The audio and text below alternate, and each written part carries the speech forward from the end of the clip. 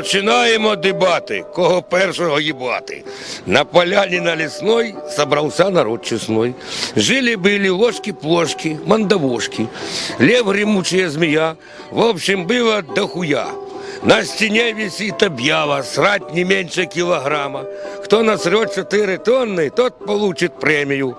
Вот поднялся лев могучий и насрал 4 кучи. Вот поднялся слон Гондон и насрал 15 тонн. Лев, конечно, сразу драку и одним пенечком сраку очутился под столом. Под столом жили утки, спекулянтки, проститутки.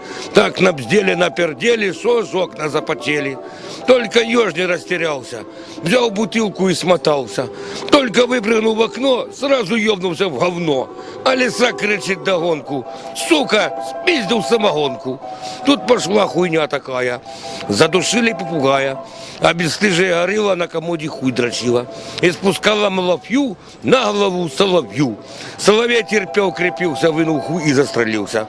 А бесстыжий дикобраз вернул дальше, свет погас.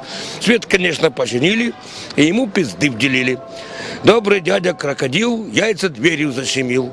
Зайцы думали малина, откусили половину. Он пиздит, какой грабеж, где теперь яйцо возьмешь? А бесстыжий носорог натянул гондон на рог и пиздит рабочий класс. Я надел противогаз.